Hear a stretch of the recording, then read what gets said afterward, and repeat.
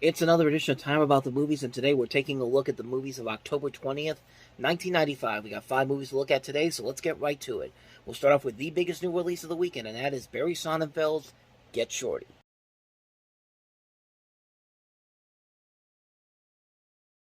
So, of course, this is based off of a story by Elmore Leonard, who also wrote Out of Sight, which was also later turned into a great movie. But this is directed by Barry Sonnenfeld, who has already been a prominent name, not just as a cinematographer, having worked with the Coen brothers early in his career, but eventually becoming a director on his own with the Addams Family movies, hitting it right out of the gate with those films. And this helped to give him an edge to directing, showing that he can not only direct adaptations of classic TV shows, but he can also direct an original film, kind of like this, a story within a film, I should say. And it really is one of his best films overall, and it really doesn't feel like it. It doesn't really feel like Sonnenfeld's film, honestly. It doesn't really have those cinematography style sequences that were seen in the Addams Family movies and later be seen in the Men in Black films. It feels very different compared to what we see from Sonnenfeld, but it's just one of the great things about this movie is that he's able to make a movie like this that doesn't feel like his normal work, but he has its own unique style that makes it stand out compared to his other works. But the great elements of comedy are very good here. Elmore Leonard's style of writing is very good. The script by Scott Frank is great, who also wrote Out of Sight. He also wrote Minority Report and directed one of the best films from 2014, A Walk Among the Tombstones. And then you got that great cast overall. John Travolta just working so well as Chili Palmer. He nails the role so well. It's a shame he didn't get nominated for this. And I mean, honestly, at the time, I don't think he got a lot of respect for the role he played here. I think this is one of his strongest roles. I think he really fits the role of Chili Palmer so well. Like, he is so good in this. And it also helps if you have a great cast. It also includes Rene Russo, Gene Hackman, Danny DeVito, Dennis Farina, Delroy Lindo, Bette Midler. Just a lot of great names in here. It's a slick, very funny, hilarious satire of the Hollywood film industry. And it's just such a brilliant film. I can watch this movie anytime and just instantly continue to enjoy it every single time. It's a really great movie. It's one of the definitive comedies in the 90s. I don't think I need to say too much more about it. Get Shorty, an amazing film. So, with that said, let's move on to the next movie, and that is the ensemble teen comedy, coming-of-age comedy, I should say, Now and Then.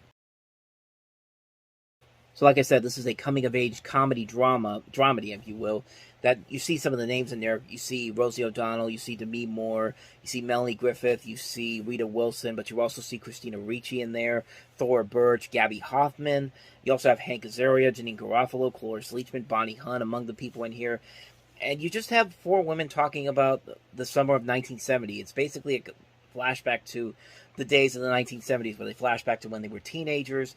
And this is one of those movies that my sister used to watch all the time, and we had the video for it, and sometimes I would watch it too. And really, honestly, it is a nice little film. It doesn't really do anything different or unique compared to some of the other movies that we've talked about in a similar genre, like The Babysitter's Club, those type of movies. But the performances in here really do stand out here, and I think honestly compared to what Demi Moore had to go through in 1995 with the infamous Scarlet Letter, and then later on with stuff like Striptease that didn't do so well.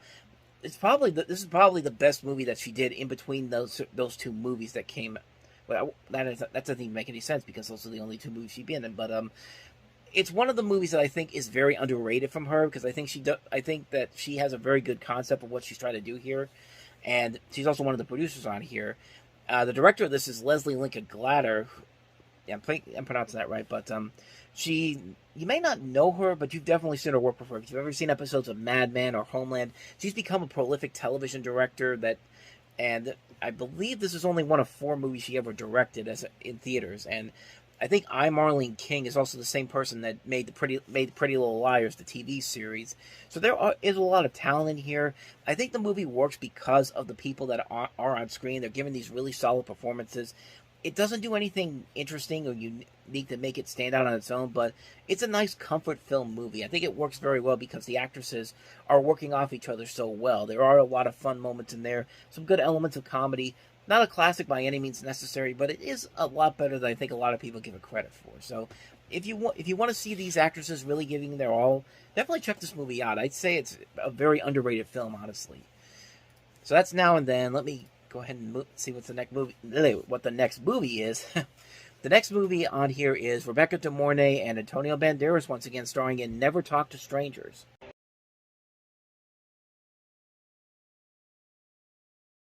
because I think you all know what's coming next. And yeah, this is another movie where Rebecca De Mornay really should have thought about finding her agent, because man, this performance was not good at all. Like, the fact that she knew that something shady was going on, but her hormones got the best of her. And Antonio Banderas is Antonio Banderas, so screw it, let's have this relationship. So, because we wouldn't have a movie. And yeah, it's about as bad as you think it is. It's a lazily put together erotic thriller, not even a clever erotic thriller. Like, Antonio Banderas is just basically doing what is. He's not even trying to hide the fact that he is an evil son of a bitch, and it shows on here. Like, Rebecca De Mornay is playing a very stupid character, a psychologist who you think would be smarter than that. You think she would be, but not in this case. No, and it turns out that she suffers from multiple personality disorder, because you know what? Let's add on a stupid twist to this, because that clearly is going to make this movie a whole lot better. And no, it really does not. And yeah, this is a terrible movie, bottom line. That's what I'm trying to say here, is that it's a terrible movie. It's a lazy attempt at an erotic thriller, and then to throw that twist in there that makes no sense at all, and tries to make you think that that's the way to make this whole movie plausible. It's just like, get out of here with that. It's just like, it's not a good movie, what I'm trying to say. It's not a good movie. It's a really lackluster film, and they clearly was put together just to capitalize on Antonio Banderas' rising fame and the lowering fame of Rebecca De Mornay, because this was coming after Backdraft and The Hand That Rocks the Cradle, and by this point, she wasn't getting a ton of big movie roles, but this is one of those ones. And yeah, like I said, she probably should have thought about finding her agent after making movies like this. So that's Never Talk to Strangers. So let's move on to the next movie that we have here, and that is Kevin Smith's follow-up to Clerks, and that is Mallrats.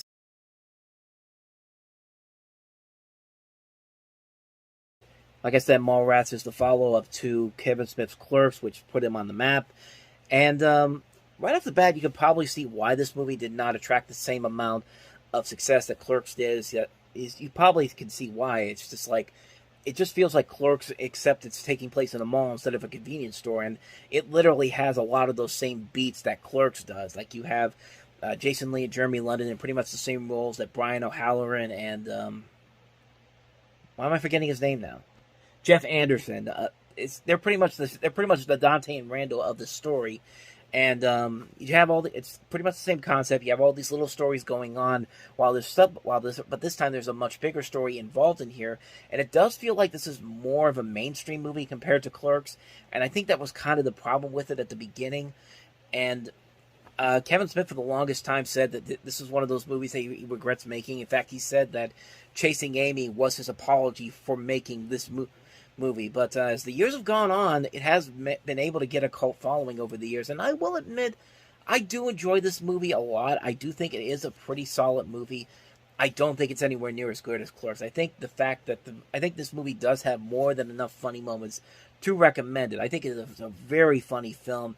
You know, Shannon Doherty can be very funny in here. So are Jason Lee and Jeremy London. You got Claire Forlani in here, Ben Affleck, Jason Mewes, Kevin Smith once again, Joey Lauren Adams, Michael Rooker in here, and just, it's still a very funny film all around. Stan Lee also is in this as well, and there's still moments in here that I will still laugh at all the time, like the whole subplot about Ethan Suplee's character and this magic eye poster, the payoff at the end where he just gets so upset he screams up in the air and just kicks the magic eye poster. That will still make me laugh all the time. That's still one of the funniest moments in the movie that still holds up after all these years. It's still a funny movie, but it's definitely not as good as Clerks. I think it really suffered because people saw it and it was like, it's basically Clerks in a mall. That's pretty much what it looked like from a lot of people's eyes at first. But, you know, like I said, it has grown to have a following over the years, and I will admit that I have grown to enjoy it more and more in the years since its release. Like I said, I don't think it's as good as the original Clerks, but I think it still is a very enjoyable film. Mallrats, definitely an enjoyable film. If you like Kevin Smith movies, you'll definitely get a kick out of it for sure. So that's Mallrats. Let's move on to the last movie that we have here, and that is the documentary Maya Lin, A Strong, Clear Vision.